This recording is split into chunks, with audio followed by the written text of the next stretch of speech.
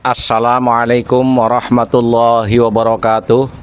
Saudara-saudaraku sebangsa dan setanah air yang kami banggakan, Madura masyarakatnya memiliki karakteristik sangat memuliakan ulama.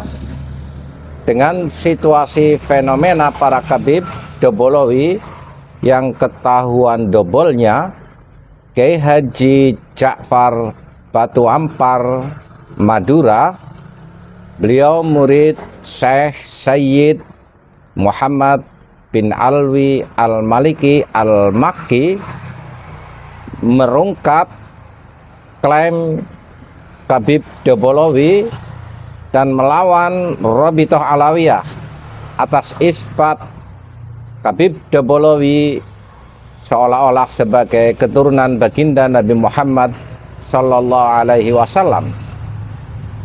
Atas buku yang diterbitkan oleh Rabithah Alawiyah, beliau Kiai Haji Ja'far melakukan counter balik dengan menulis buku. Dan ini statement beliau. Jadi untuk menjaga dan marwah para ulama-ulama sepuh kami di Nusantara, dan juga bahkan guru saya Syekh Muhammad bin Alwi Al-Maliki Al-Hasani yang sudah diseret oleh kaum Ba'alawi itu kepada bukunya mereka, Keabsahan Nasab Ba'alawi itu, kami kemarin mengkaji kitab mereka, apakah kitab tersebut menjadi petunjuk untuk menguatkan atau mengisbat nasab mereka. Kami kaji, setelah kami kaji ternyata dari awal saja sudah banyak kerancuan. Di antaranya penukilan ibarah dari kitab Rasail dari bab sebutun nasab, itu ibarahnya sudah salah satu. Yang ibarah itu wa yasbutun nasab bil alamatil wadihat wal bayyinatis sabitat wa yasbunu bisyubuhat, itu di kitab mereka, silakan dicek. Yang benar wala yasbutu bisyubuhat, itu yang benar. Ini satu catatan bagi saya untuk meluruskan. Terus yang kedua, mereka itu terus mengutip lanjutan ibarah tersebut tentang metode atau turuk isbatin nasab. Mulai dari Syuhra wal Istifadah sampai kitab Zaman dan Iqrarul Qabilah, terus sampai ke 6 yang dikutip dalam kitab Rasail itu sudah benar.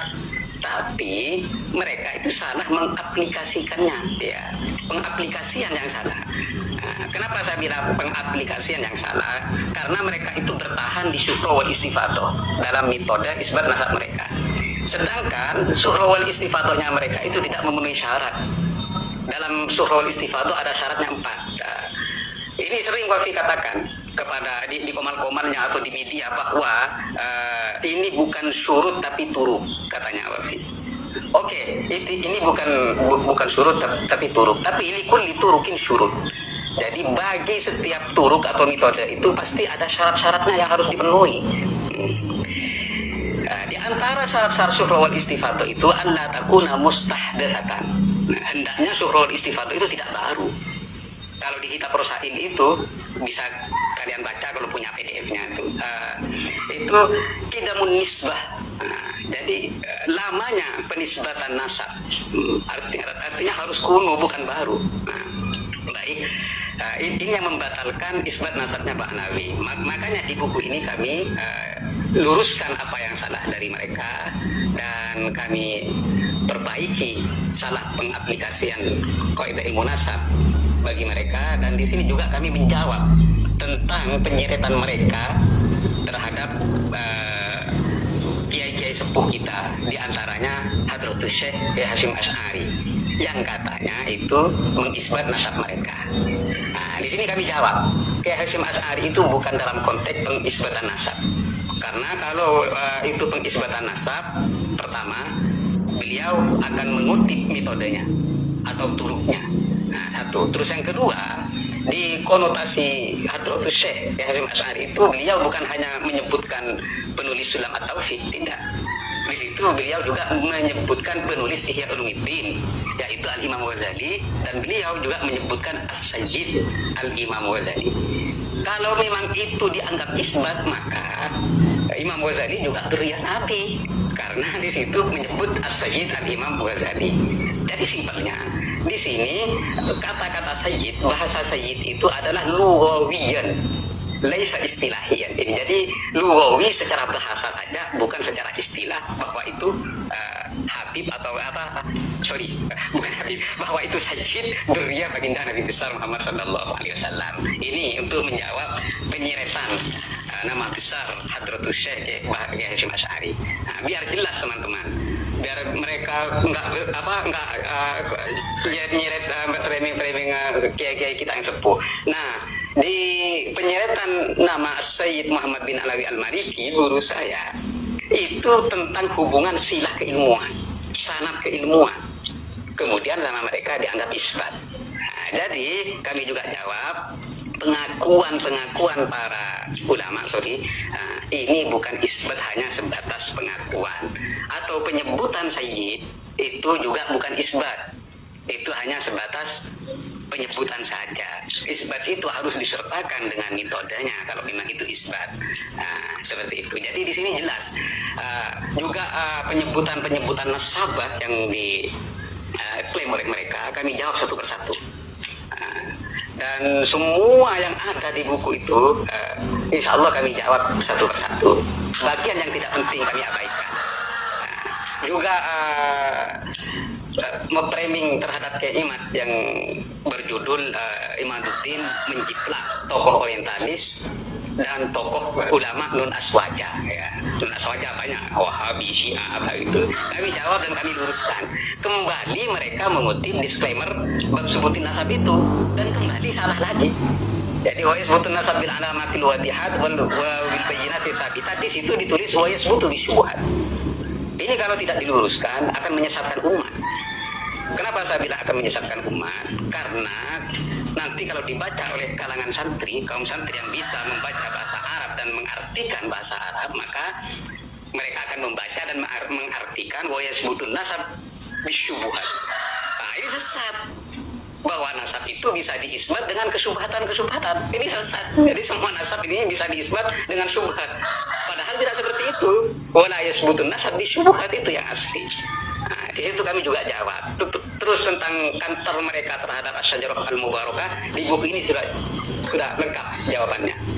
Nah, terus tentang kejahatan ilmiah yang dilakukan oleh mereka di buku Keabsahan Nasab Ba'alawi yang menyeret Syekh Saleh bin Syekh Abdul Qadir Al-Jailani sebagai pongkol Wali Songo dari Sunan Gunung Jati, Sunan Kudus, dan Sunan Giri. Ini sama mereka dianggap kasusnya sama seperti Ubed, tidak terverifikasi oleh kitab zaman. Kami teliti, kami telaah, dan ternyata mereka melakukan kejahatan ilmiah dengan mengutip ibarah yang tidak lengkap.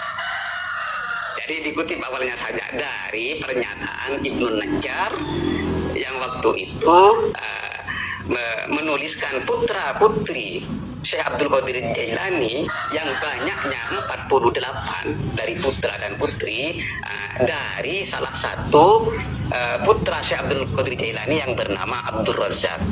Nah, oleh karena itu kami jawab dan kami luruskan dan kami lengkapkan apa yang mereka buang.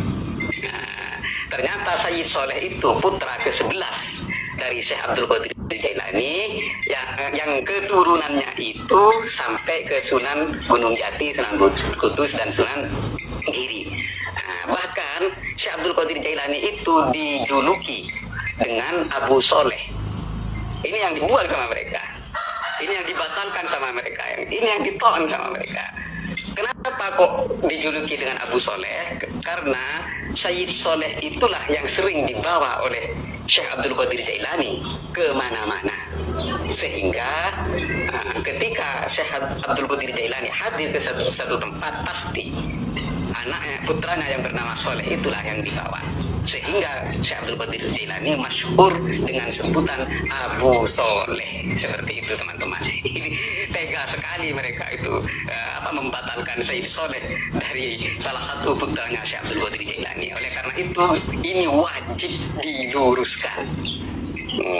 Kami berjuang untuk meluruskan itu dengan menulis buku ini agar tidak menyesatkan umat. Buku mereka yang berjudul Keabsahan Nasab Bang Alawi. Insya Allah kalau punya buku ini jenengan pasti tahu dan mengetahui untuk menjawab semua tulisan yang ada di 556 halaman itu. Di sini kami jawab dengan 72 halaman, karena yang lain banyak yang muter-muter, mengulang-ulang ibarah, muter-muterkan fakta. Jadi yang penting-penting kami jawab. Kami anggap buku itu yang bagus lah di sekitar 150 halaman. Setelahnya itu cuma muter-muter kayak terenggiling. Dari berbagai kajian keilmuan, Habib Dabolawi mustahil sebagai keturunan baginda Nabi Muhammad Sallallahu Alaihi Wasallam. Untuk itu kita masih harus terus mensuarakan ini, mensosialisasikan kepada masyarakat, terutama para mukibin agar menyadari selama ini tertipu oleh framing mereka yang seolah-olah keturunan baginda Nabi Muhammad Sallallahu Alaihi Wasallam, padahal menyebarkan rasisme, menganggap klan Habib Dabolawi lebih mulia dari pribumi, berlagak arogan seolah-olah dirinya ulama, padahal yang diajarkan adalah khurafat dan pembentukan struktur sosial yang merendahkan pribumi dengan menciptakan mukibin pekok yang taklid buta kepada mereka. Hal ini semua tidak lepas juga dari adanya Robitoh Alawiyah, sebuah lembaga non-pemerintahan yang secara sepihak menetapkan para Habib Dabolawi seolah-olah keturunan baginda Nabi Muhammad Sallallahu Alaihi Wasallam. Untuk itu kita berkepentingan mengusulkan kepada pemerintah untuk membubarkan Robitoh Alawiyah agar arogansi dan supremasi para Habib Dabolawi yang sudah mengotori sejarah bumi pertiwi semakin cepat rungkat. Bersiaplah. Walafu minkum. Wassalamualaikum warahmatullahi wabarakatuh.